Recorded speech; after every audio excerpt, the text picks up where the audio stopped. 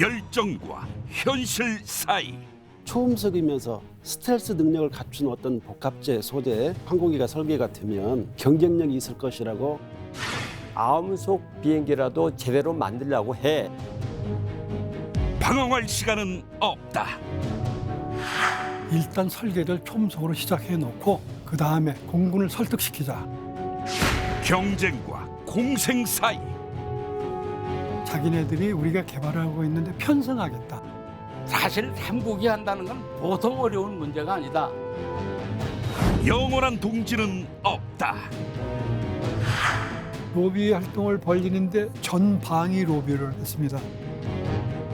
위기와 기회 사이 2005년 근처 제대로 못 나오게 되면 한국 공군 조종사는 양성을 할 수가 없는 그런 딜레마에 빠지게 되는 거죠. 중요한 것은 우리의 의지. 야적돼 있는 T-38이라는 항공기를 상태를 좀 보고 이거는 우리가 한 10년 정도는 임차를 해서 써도 좋겠다. 볼글의 의지로 완성된 대한민국 명품 공군 항공기 T-50 골드리그 탐색 개발사.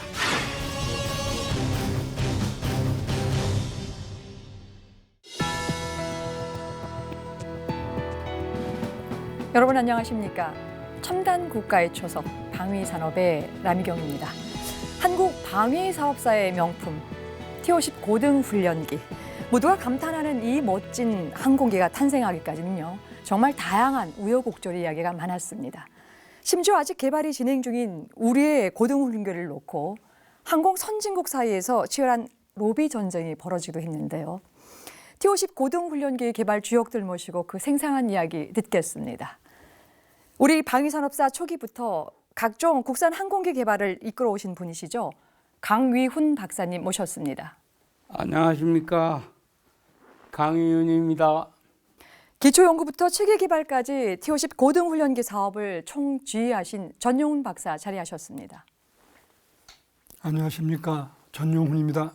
마지막으로 공군 중령으로 근무하시며 T-50 고등훈련기 개발 사업에 참여하셨던 이용표 수석연구원 자리하셨습니다.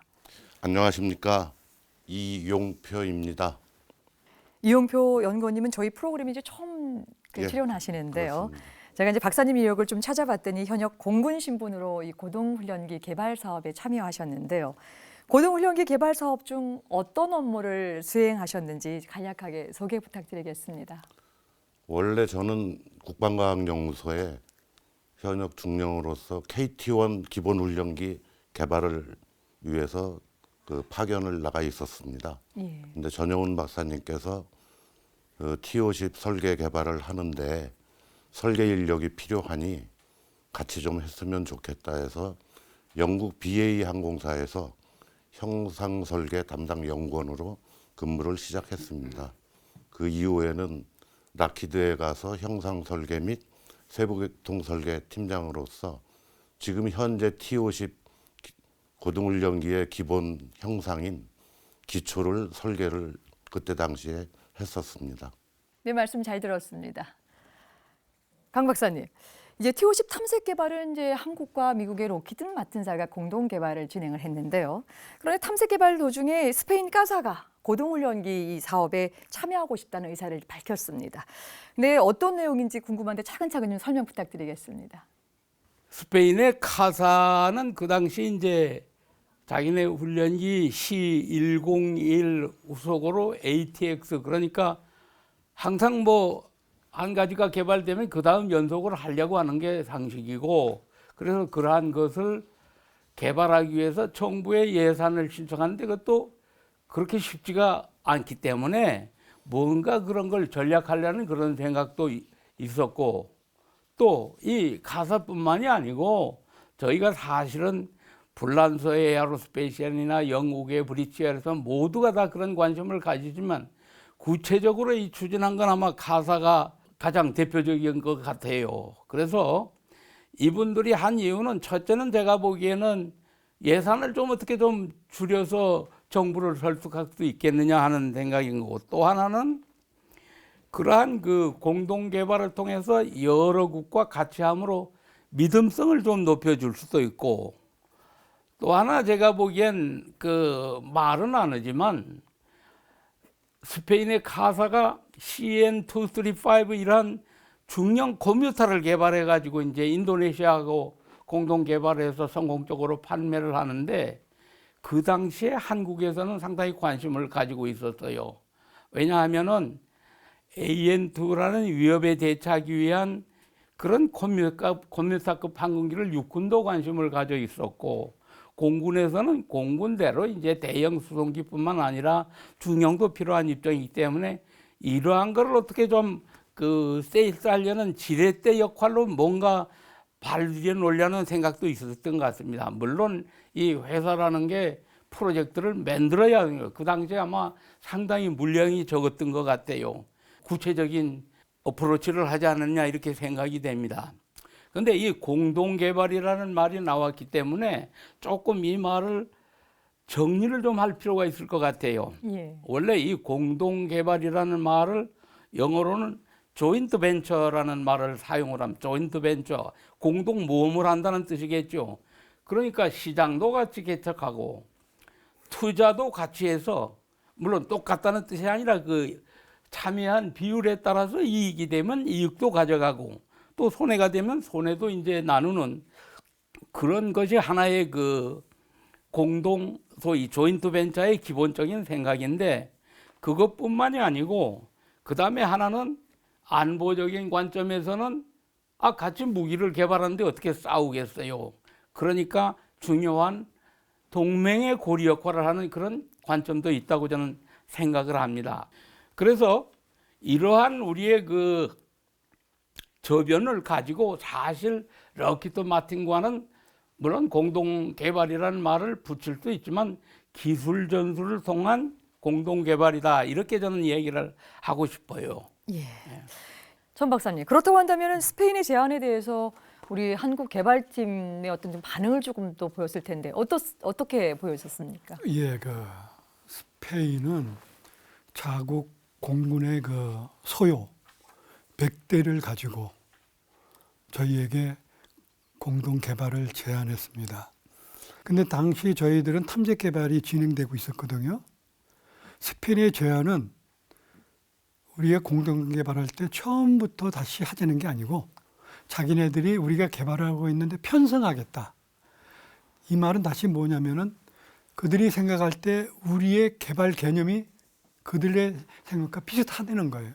그러니까 이제 자기네들 와서 그래가지고 저희 공동 개발을 하면서 우리가 탐색 개발이 95년도 끝나니까 96년도부터 체계 개발, 영어로는 풀스케일 디벨롭먼트라고 그러는데 우리는 체계 개발을 하고 1999년에 초도 비행을 하고 2003년에 납품을 하겠다. 이런 제안을 가지고 이제 들어왔습니다. 저희의 입장에서는 뭐냐면은 그러지 않아도 재원 부담 때문에 사업 가기가 힘든데 스페인에 100대를 가지고 들어와 우리의 소유도 고등훈련기 플러스 경공기 해가 약 100대가 됩니다. 그럼 200대가 되지 않습니까? 예. 그러면 락히드는 지금 무슨 생각을 하고 있냐면은 미 공군의 차세대 고등훈련기가 400여 대, 418대 정도 되는데 그 정도의 물량이 됩니다. 그렇게 되면은 우선 확고한 물량은 스페인 우리에서 200대, 가능성 있는 건 400대. 이걸 가지고 이 사업을 하게 되면 사업 가기가 굉장히 수월해진다. 또 이렇게 되면은 그 신뢰성이 향상이 되고, 그 다음에 이런 자원 부담도 덜고 서로서 기술 체유도 하고 이런 그 장점이 있기 때문에 일단 저희는 그 당시에 참 흥미로운 제안이다 이렇게 받아들였습니다. 예. 근데 사실 우리의 입장에 있어서는 재정적인 부담 때문에 뭐 선뜻 어떤 호의적인 입장을 좀 갖고 있을 수 있겠지만 사실 탐색 개발은 우리나라뿐만 아니라 미국의 럭키드사와 같이 이게 공동으로 좀 진행한 것이기 때문에 이 스페인의 카사에 대한 기본적인 제안에 대해서 미국식 입장도 좀 있을 것 같거든요. 당시 미국 측 입장이나 기본적인 속내는 좀 어땠습니까? 그 속내는 사실 제 파트너가 닥터 루머스였는데 자기 솔직히 얘기하는데 고동훈련기 초음속 설계 기술을 한국에는 줄 수 있는데 아무 이해관계 없는 스페인에 주는 거는 기술 보차에서 문제가 될 것 같다. 자기 생각인데. 예. 그래 이것은 나중에 자기네 매니지먼트 그다음에 미 정부의 이엘이 나와야 되거든요. 이게 무슨 소리냐면은 미국에서는 기술을 외국에 이전을 할 때는 반드시 정부의 EL, 엑스포트 라이선스 그거를 승인을 받아야 합니다. 그런데 미국에서는 기술을 보통 개발을 할 때, 핵심 기술 개발할 때 연구소, 주로 연구소에서 많이 합니다. 일부 업체에서 하고 그러는데 이거를 개발을 해가지고 결국 어떤 제품을 개발할 때 그걸 활용할 수 있도록 업체에다 줘요. 그렇지만 이 기술의 소유권은 정부에게 있는 거예요. 정부에게 있어요. 그러니까 아무리 뭐 업체가 준다고 해도 정부가 노하면 못 주는 거예요. ITAR, International Traffic in Arms Regulation 이런 규정에서 엄격히 통제를 합니다. 예를 들어서 지금 KFX의 4가지 기술을 통제하는 거, 또 그리고 지금 현재의 인도네시아가 KFX 같이 함께 지금 한국에서 개발하고 있는데 아직까지도 이 EL이 나질 않았어요. 그래서 지금 여러 가지 문제가 되고 있는 상황입니다. 사실 나중에 이 사업이 진짜 삼국 공동에 개발을 한다 할 때도 결국은 미 정부로부터 승인을 받는 문제. 이것이 자기는 어떻게 될지 모르겠다. 이게 문제될 수 있다. 이렇게 얘기하더라고요. 예. 예, 말씀 잘 들었습니다. 여러분께서는 지금 첨단 국가의 초석 방위 산업을 시청하고 계십니다.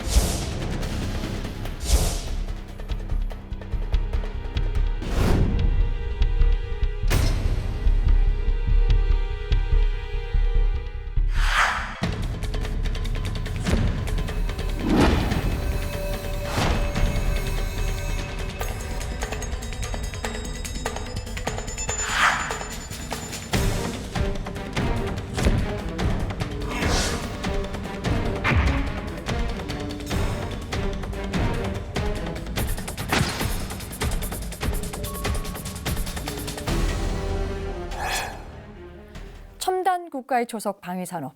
오늘은 T-50 고등 훈련기 탐색 개발에 대해서 알아보고 있습니다. 강윤 박사님, 예. 이제 실제 삼국 공동 개발을 위한 협상이 어떻게 진행되는지 궁금한데요. 어떻습니까?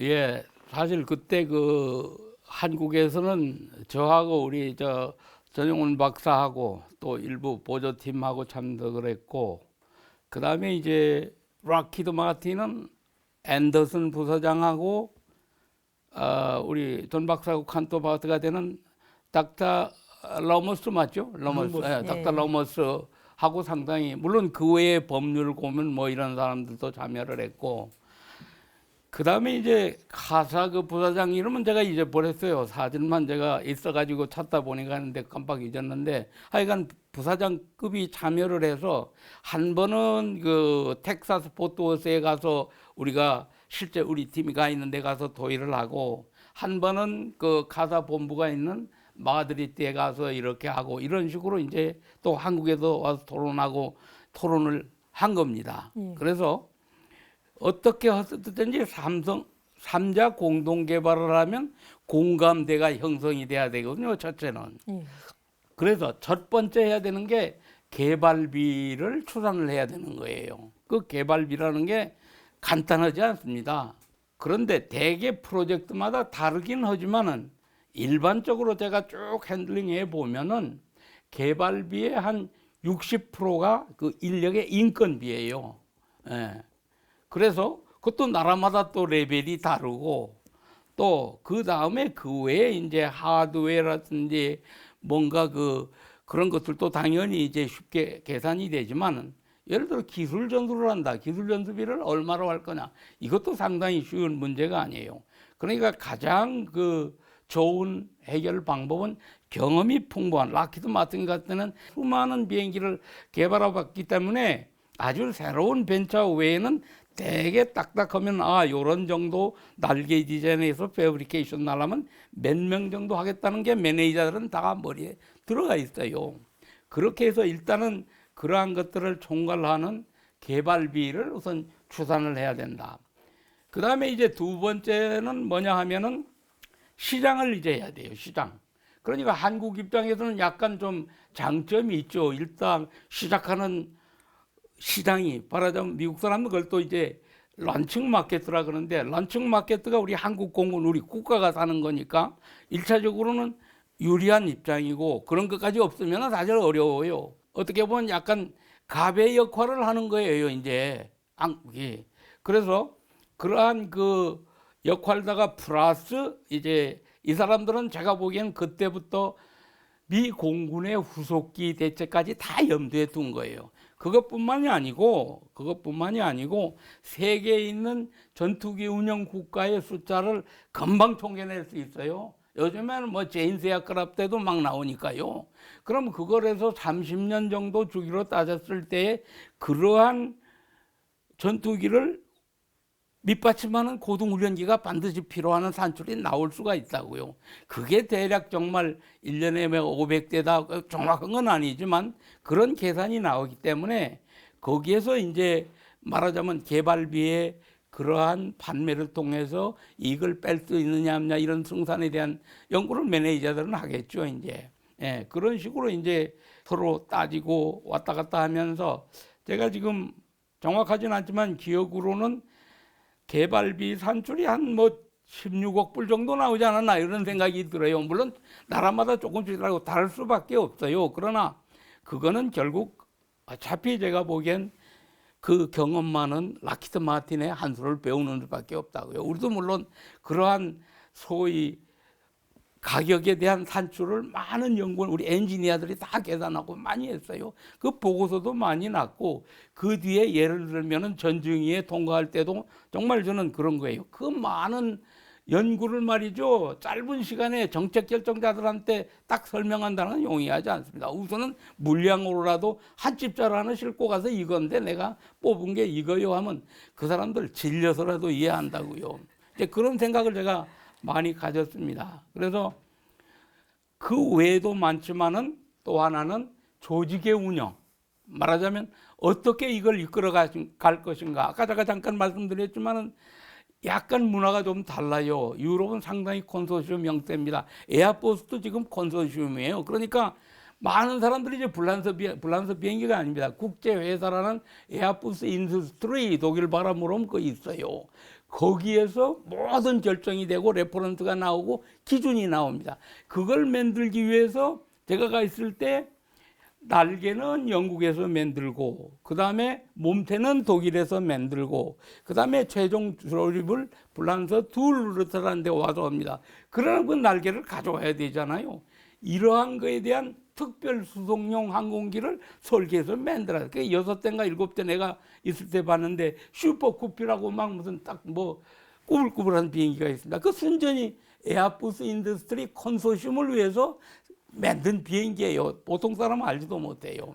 그러니까 그런 정도로 그런 컨소시엄의 복잡성 때문에 미국 사람들은 별로 탐탁하게 생각 안 해요.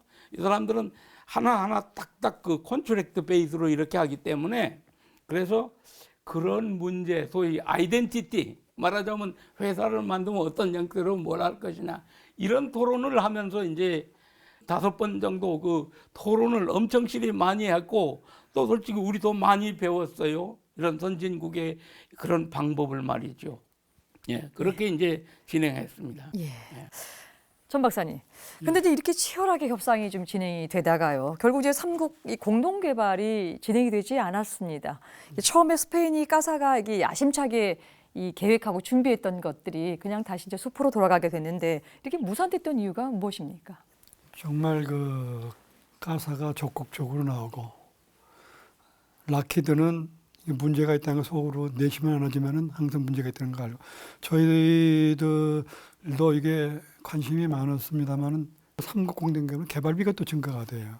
이렇게 몇 달 동안 이 연구를 해가지고 파이널 레포트를 만들었어요. 그 레포트를 요약을 하게 되면은 삼국이 공동 개발하는데 시제기를 모두 4대를 만드는데 첫 번째는 복자 순수 고등훈련, 두 번째는 복자 경공격기, 세 번째 비행기는 복자 경공격기 플러스 전투에 사용할 수 있는 플리어 레이저 데지그네이션, 그다음에 ECM 파드 이런 걸 장착할 수 있게. 그다음에 네 번째 항공기는 단좌, 복자가 아니고 단좌 혼자 조종 타는 그 경공격이면서 그 플리어 레이저 데지그네이션, 그다음에 ECM 파드를 할 수 있는 이렇게 4대를 저희 생산하는 걸로 이렇게 계획을 했습니다. 그래서 개발비는 16억 불 약. 1993년도 돈입니다. 그 당시에 16억 불. 그리고 개발비 분담은 한국이 50%, 스페인이 40%, 락히드 10% 이렇게 하는 것이 되겠습니다. 소요는 스페인 100대, 우리 100대 런칭 마켓으로. 그러나 이제 락히드는 그 잠재적인 그거고.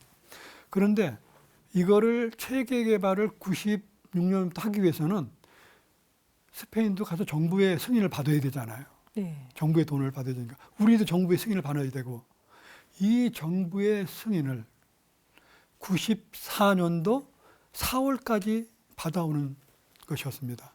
그래야지만 스페인이 한 95년도에 설계팀에 참여해가지고 96년부터 세계개발 들어가서 있죠. 적어도 94년까지는 정부의 확실한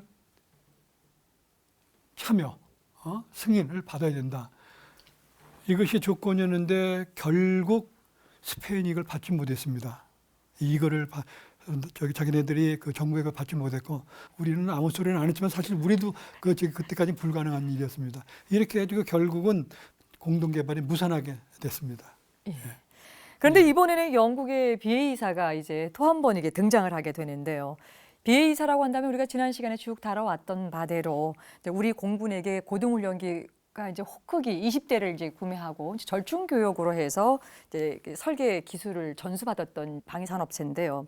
그런데 황매팀이 고등훈련기 탐색 개발을 진행하는 동안에 이 BA사가 다시 이 호크기 추가 판매를 요구하면서 이제 들어오게 되는데 어떤 사연입니까? 예, 이제 공군이 그 20대를 먼저 직구매했지 않습니까? 예. 그래가지고 이제 공군이 사용하면서 사실 전투 조종사를 양성하는 고등훈련기에 20대는 부족합니다. 예? 그래서 공군도 그걸 느끼고 20대를 더 추가 구매해야겠다고 이제 생각하고 추진하고 있었는데 영국 BA에서 그걸 알아차리고 이제 로비 활동을 벌이는 거예요. 그래가지고 근데 영국의 그 BA사가 어떤 입장이었냐면은 초기 20대 판매할 때는 사실 자기네들이 MB-33한테 떨어졌던 거거든요. 그러니까 그 가격 상태에서 추가로 저희가 요구한 고등훈련기 기술 전수, 그 다음에 뭐 시뮬레이터 개발 기술, 그 다음에 시험봉자 양성 활력 이런 모든 비용 하나 비행기표 생활비까지 영국 BA사가 된 겁니다. 결국에는 소프트웨어를 저에게 준 거예요. 소프트웨어 소스코드 저희가 받아왔습니다. 이런 상태에서 보면은 참 이건 너무나 많이 한국에 대해 죄송한 것 같다고 이렇게 느꼈겠죠. 그러니까 20대니까 이게 올 게 왔다 해가지고 이제 로비 활동을 벌이는데 전방위 로비를 했습니다. 거기에 경영진이 와가지고 공군 본부는 물론 국방부 아예 저기 한국에 지사를 설립해가지고 거기 한국인을 고용해가지고 그 한국인들 또 로비 활동, 로비가 아주 전방위적으로 이렇게 이루어졌습니다. 이런 로비 활동이 그렇게 됐었군요. 근데 이제 가만히 생각을 해보면은 이 BA사 입장에서도 단순하게 이렇게 설계 기술까지 이전하면서 20대 호크기만 판매했다는 것이 좀 아쉬웠겠죠. 이후에 이제 로비 활동을 더 이제 하게 되는데, 근데 이제 만약에 BA사의 그 추진대로 우리 저기 추가로 20대를 더 그 호크기를 받아들였다고 한다면은 T50 탐색 개발이나 이런 이후 과정 개발 과정들이 상당히 많은 영향을 좀 받았을 것 같은데요. 황매팀은 이 계획에 대해서 어떻게 대응을 하셨습니까? 예, 이 소식을 접하니까 일단 큰 문제가 또 발생한 거예요. 왜냐하면은 공군은 적어도 50대가 필요합니다. 고등훈련기로. 근데 그 중에서 20대를 또 직구매하게 되면 나머지 30대 이렇게 됐다 보면은 지금 개발 대수를 늘려도 경제성이 있느냐 없느냐는데 더 줄인다? 굉장히 사업에 진짜 그 영향을 끼치는 거예요. 그래서 이거를 다른 방법이 없겠느냐 고민을 많이 했습니다. 그래서 생각하다 보니까 대만에서 T-38을 임차해가지고 사용한다는 그런 정보를 받은 거예요. 그래서 이거 우리가 그렇게 할 수가 없겠느냐. 그래가지고 그걸 방법을 연구하기 시작했어요. 그런데 문제는 이걸 어떻게 공군한테 얘기를 하느냐. 공군은 지금 새 비행기를 쓰겠다는데 헌 비행기를 임차? 이거 제가 그냥 보고했다면 저 그냥 아마 저게 혼났을 겁니다. 그래서 이 방법을 좀 다른 방법으로 하자 해가지고 국방부에서 검토 지시를 하는 방법으로. 그 국방부에 누가 하느냐? 이거는 그 당시 저스메 K라고 한미 합동 군수 지원단이 있었습니다. 미국 저기 뭐 여기를 통해 가서 미국에서 국방부에게 건의하는 이런 방법을 해도 국방부에서 이 방법을 이렇게 생각을 해가지고 제가 당시 삼성항공의 저희 2년 선배인 박종선 그 당시 이사 박성준 박사가 거기 계셨습니다.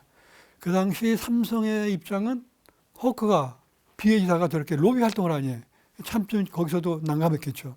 그래서 제가 이런 아이디어를 가지고 설명을 하니까 자기가 그건 담당하겠다. 자수명에서 자기가 하겠다. 이래가지고 맡겼습니다. 그리고 이제 저는 설계를 열심히 하고 있는데 하루는 전화가 띵 울려요. 올라가죠. 선배님, 김성일입니다. 그래요. 우리 공군에서 T-38을 임대하려고 지금 검토 중인데 선배님이 한번 현장을 한번 방문해 주시죠. 그리고 보고 좀 해주십시오. 이렇게. 이게 이제 올 곳이 왔구나. 알았다. 해가지고 영표중령한테 우리 가자. 준비해라 해가지고. 그래가지고 아리조나에 있는 데이비스 몬탄 그 기지를 방문하게 된 것입니다. 예, 그러셨군요. 말씀 잘 들었습니다. 여러분께서는 지금 첨단 국가의 초석 방위 산업을 시청하고 계십니다.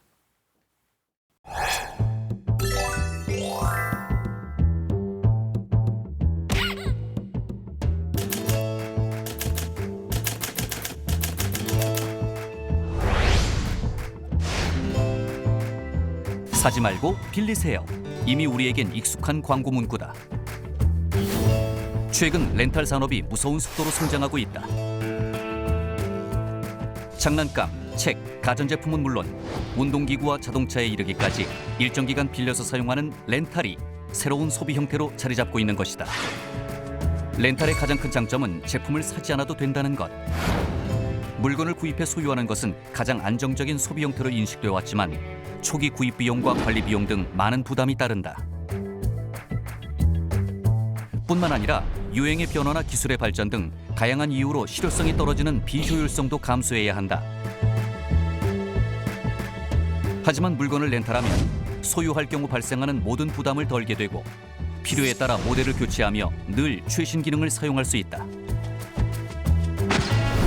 T-50 개발 중에도 이런 렌탈 방식이 활용됐다. 1990년대 중반 한국 공군은 F-15와 F-16 등 최신 전투기 도입이 결정되며 제트기를 운용할 파일럿 양성이 시급해졌다.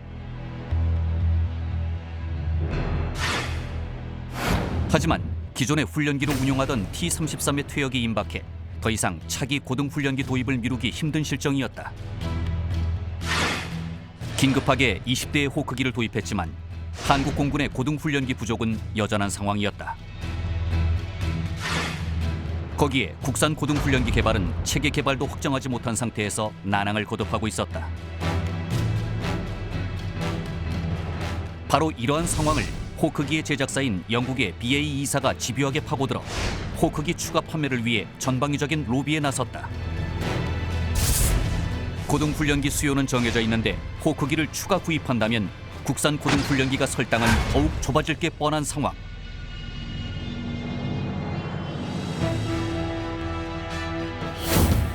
이때 돌파구로 등장한 것이 렌탈 전략이었다.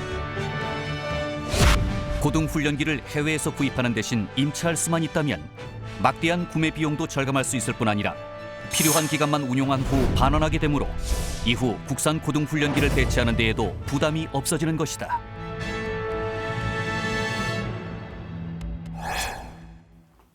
네, 자료화면 잘 봤습니다. 미국 항공기 야적장 데이비스 몬슨 기지를 이제 방문하셨다고 하시는데요. 그게 이제 어떤 기지이고요? 가셔서 어떤 역할을 하셨습니까? 그 애리조나 하면은 뭐 다들 아시지만은 사막지대입니다. 카우보이들이 저 서부 영화에서 보면은 총싸움하고 하는 그런 지역인데 그 1921년에 미국은 비행장을 가졌었습니다. 그 민간 비행장으로. 그래서 그 애리조나 투싼의 데이비스 몬슨이라는 그 기지는 처음에 민간 기지로 시작이 됐다가 1925년에 그리고 1941년에 육군 비행장으로 이제 그 육군에서 인수를 해서 육군 비행장으로 사용을 했었습니다. 그러다가 최종에는 그 1948년부터 공군이 인수를 해서 공군의 항공우주 유지 재생 그룹이라는 게 있습니다. 공군에 지금 미 공군에 거기에서 운영에 책임을 맡게 됐습니다. 그 이유가 2차 세계대전이 끝나고 미국에는 약 한 5만 대의 비행기가 있었어요. 그때 그 전 세계를 상대로 전쟁을 이제 하려다 보니까 그래서 그 이 항공기들을 보관할 때가 필요하다 해서 정한 게 그 애리조나 투싼의 데이비스 몬슨 기지입니다. 그 애리조나 투싼은 그 연평균 그 습도가 20% 이하예요. 통상 연평균 습도가. 그리고 연평균 강수량이 280mm 이하랍니다. 우리나라는 보통 한 1800에서 2000mm 정도 그 정도 되거든요. 그러니까 비교가 되겠죠. 그렇게 이제 건조하다 보니까 아무리 고철이나 금속을 쌓아놔도 녹이 안 서는 그런 지역입니다. 아주 그 천혜의 그 자연적인 그런 보관소가 된 거죠.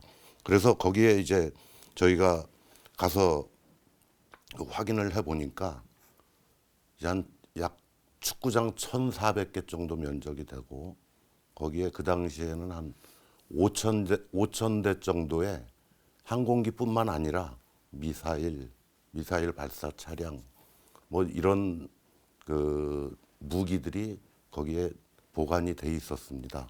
항공기 위주로 보다 보니까 거기에 있는 항공기들은 재생 절차를 걸치면은 바로 비행을 할 수 있는 그런 항공기들도 있었고 또는 그 부품만 떼다가 쓸 목적으로 그 보관을 하고 있는 항공기들도 있었고 또 아주 전략적인 목적으로 아주 좋은 상태의 비행기인데 만일에 무슨 일이 생기면은 투입하려고 그런 그 항공기들도 보관이 돼 있었습니다. 그래서 저희가 이제 그때 생각을 한 게 T-50 개발 완료해서 그 공군에서 고등훈련기를 본격적으로 쓰기 시작하게 될 수 있는 그런 시기까지 거기에 그 야적돼 있는 T-38이라는 항공기를 저희가 상태를 좀 보고 임차를 할 수 있다고 판단이 되면은 우리 T-50 고등훈련기 개발팀들이 마음 놓고 설계에만 전념을 할 수 있겠다. 이제 이런 생각을 하게 됐습니다. 그래서 그때 당시에 제가 듣기로는 아까는 이제 상당히 좀 정책적인 말씀도 하셨지만은 그때 당시에는 공군으로부터 좀 이 상태를 좀 파악해 달라는 전영훈 박사님의 얘기를 듣고 이제 전 박사님은 뭐 현역 공군 조종사셨고 그때 당시에 저는 또 항공 무기 정비 장교로서 ADD에 파견 나와 있었지만은 그래도 항공기에 대한 감을 가지고 있었기 때문에 같이 제가 모시고 이제 몬산 기지를 가게 됐습니다. 그래서 가서 보니까 실제로 그 T-38 항공기를 집중적으로 봤습니다. 그때 집중적으로 봤는데 상태 자체가 한국 공군에서 운영하는 F5나 F4 팬텀이나 이런 항공기하고 전혀 다를 바가 없는 그런 상태였습니다. 그래서 외형만 봐가지고는 안 되기 때문에 그 중요한 그 전자장비들은 빼갖고 이제 보관하는 장소가 따로 있고 그래서 그런 장소도 가서 확인도 해보고 그 다음에 그 항공기를 운영을 하면은 서류들이 많습니다. 언제 최초 비행을 했고 언제 무슨 작업을 했고 그런 이제 서류도 다 꼼꼼히 보고 이거는 우리가 한 10년 정도는 임차를 해서 써도 좋겠다 이런 판단을 이제 전 박사님하고 저하고 내리고 그 결과를 이제 보고서 형태로 작성을 해서 공군에 보고를 그때 당시에 했습니다. 예. 어쨌든 지금 이제 천의 야적장이 데이비스 먼슨에 가서 충분히 이제 검토해 보시고 외형도 보고 속 내용도 보고 이제 다 이제 검토를 하셨습니다. 자, 그래서 공군에게 어떤 내용을 보고하셨습니까? T-38 훈련기는 61년부터 미 공군에 납품이 돼서 운영이 되기 시작했는데 61년이면은 뭐 우리 6.25 전쟁 끝나고 사실 얼마 안 됐을 때 아닙니까? 세계 하여튼 최고의 그 훈련기로서 운영이 되고 있었고 또 1140여 대가 그때 생산이 된 항공기입니다.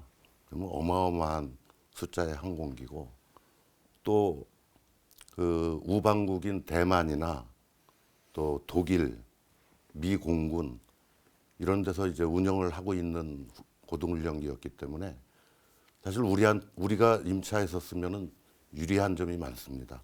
전 세계에 퍼져 있을수록 부품이 떨어져도 쉽게 수급이 되고 이제 그런 사항들을 우리가 이제 내용을 좀 검토를 하고 가서 T-38이 그때 그 보관돼 있는 게 쓸만한 게 한 150대 정도가 그때 당시에 94년 6월경이었습니다. 150대 정도 보관을 하고 있더라고요.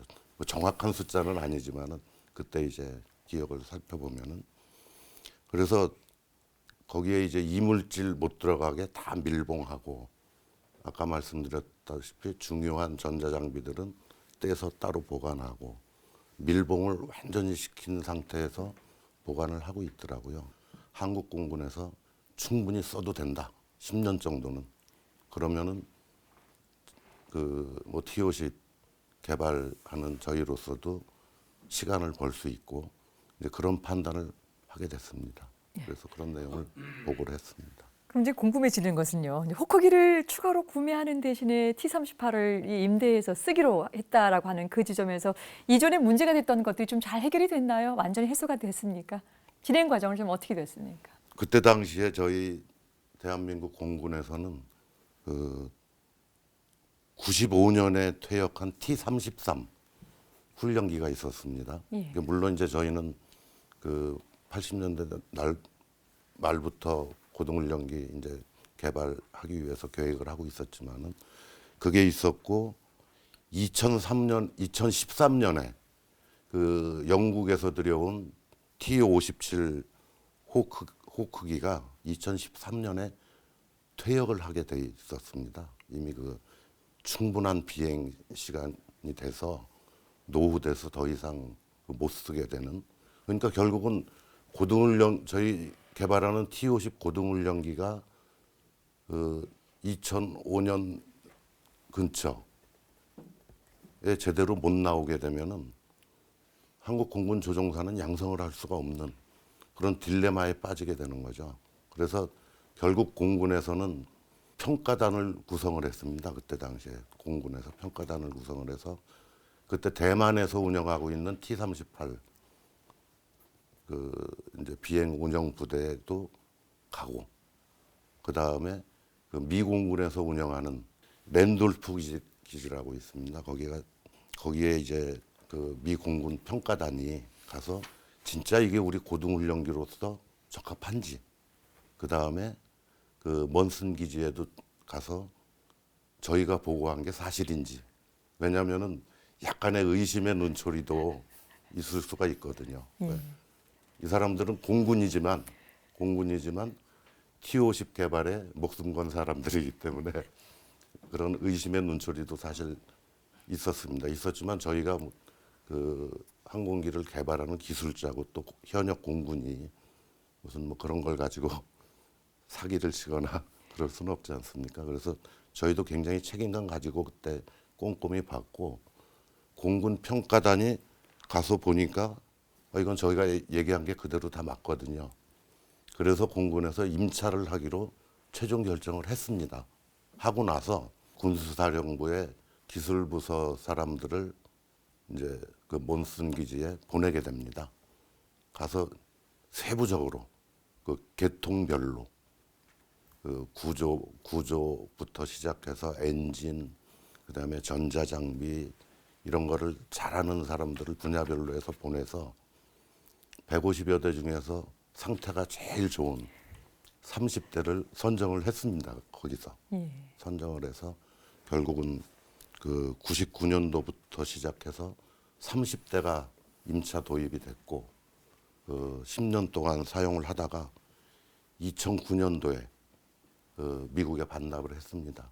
근데 반납을 했는데 나중에 얘기를 들어보니까 반납을 한 상태에서도 상태가 너무 좋아서 다시 데이비스 먼슨 기지에 보내져 갖고 그 보관 처리를 했다고 그렇게 얘기를 들었습니다. 그래서 그런 걸 이제 쭉 과정을 보면서 역시 저희가 좀 성견지명 있게 전 박사님이 좀 대처도 하셨고, 저희가 또 가서 세밀하게 보고 판단한 게 큰 도움이 T-50 개발에 됐구나 하는 걸 나중에 이제 느끼게 됐습니다. 예, 말씀 잘 들었습니다. 이제 오늘 전체 말씀 쭉 들으면서 좀 종합을 하면서 좀 정리를 좀 하나 좀 해야 될 것 같은데요. 이제 오늘 이야기를 나눈 3국의 공동 개발 제안이나 또 영국의 호크기 추가 판매 이런 시도들은 굉장히 중요하게 우리가 좀 시사해 봐야 되는 지점들이 좀 있습니다. 아직 탐색 개발이 진행 중임에도 불구하고 우리가 고등훈련기 사업에 대해서 이 국제적인 기업들이 각자의 이익을 계산하면서 아주 기민하게 활동했던 부분들이 여러 곳에서 지금 발견이 좀 되는데요. 이런 일들을 경험하면서 어떤 점들을 좀 느끼시고요.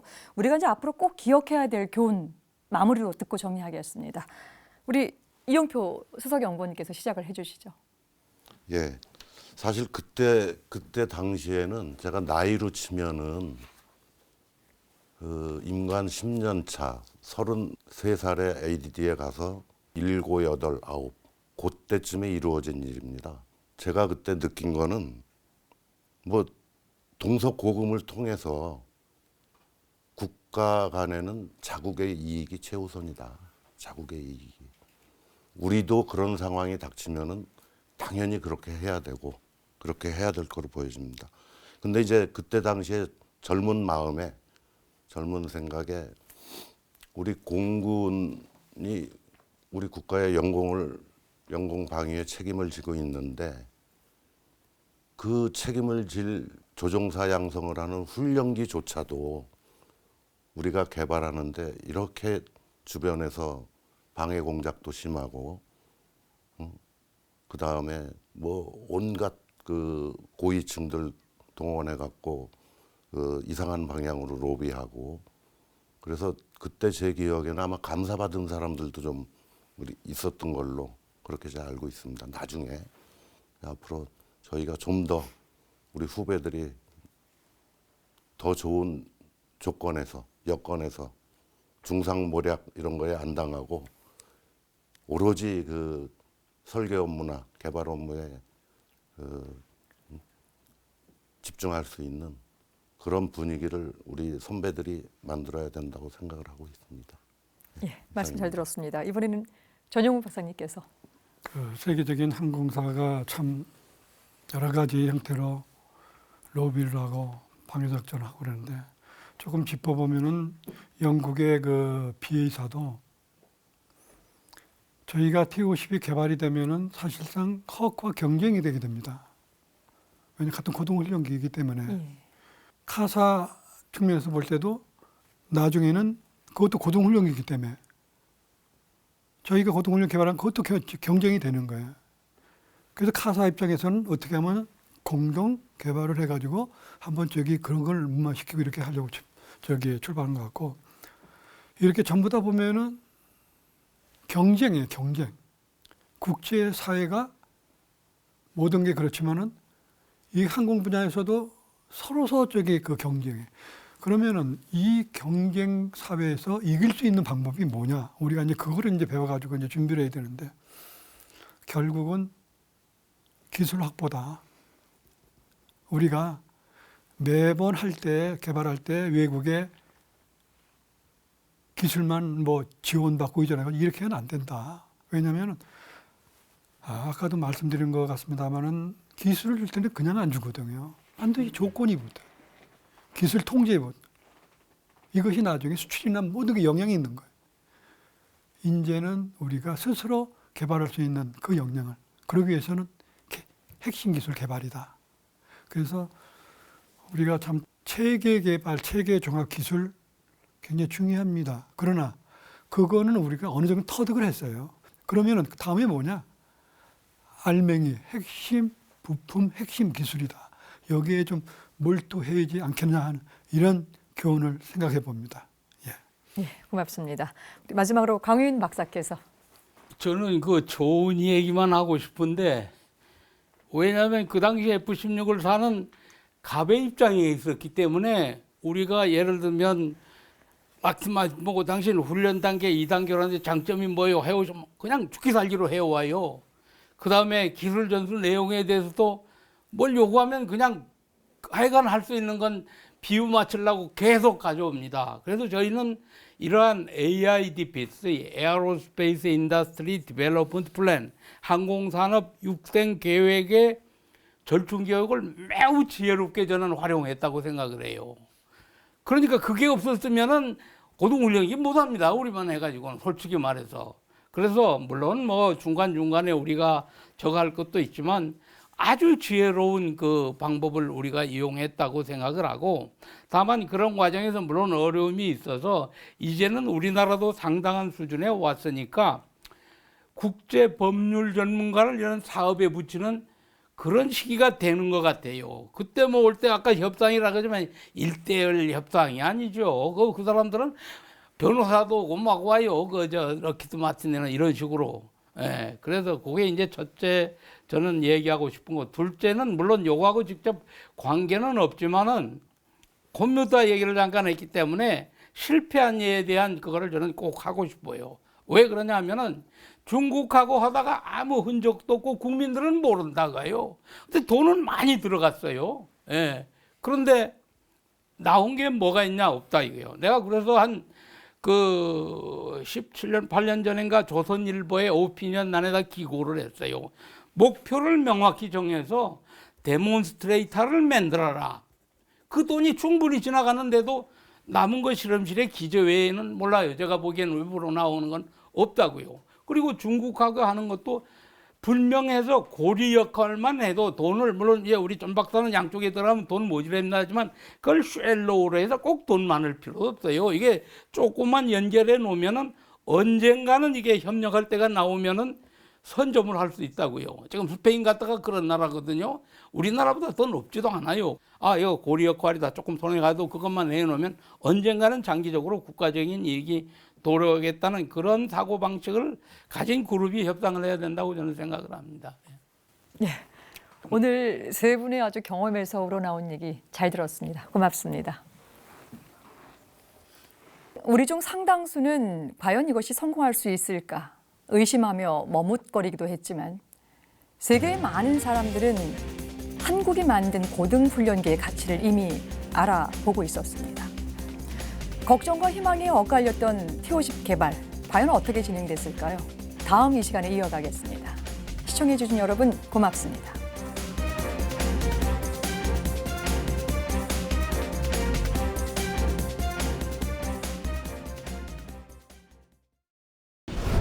우리의 꿈에 집중된 세계의 관심. 락히드가 이 사업에 공동 투자, 공동 개발로 참여를 했다는 것. 개발 전부터 등장한 경쟁자.